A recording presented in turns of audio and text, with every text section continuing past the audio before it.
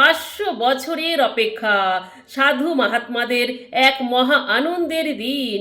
আগামী 25শে নভেম্বর 2025 অযোধ্যায় দিব্য রাম মন্দিরের চূড়ায় স্থাপন হচ্ছে গেরুয়া ধ্বজ, যেটা সনাতনী ধর্মের এক প্রতীক শান্তির। এই ধ্বজের উচ্চতা প্রায় 22 ফুট এবং চওড়ায় 11 ফুট। এই ধ্বজা রাম মন্দিরের চূড়ায় স্থাপন হওয়ার পর অযোধ্যার যে কোনো প্রান্ত থেকে আপনি দেখতে পারবেন এই ধ্বজা।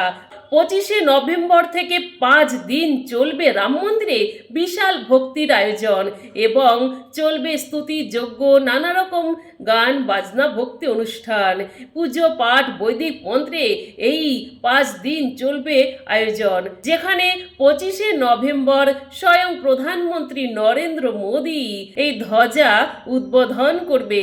বন্ধুরা, প্রেম সে একবার বলুন জয় শ্রীরাম।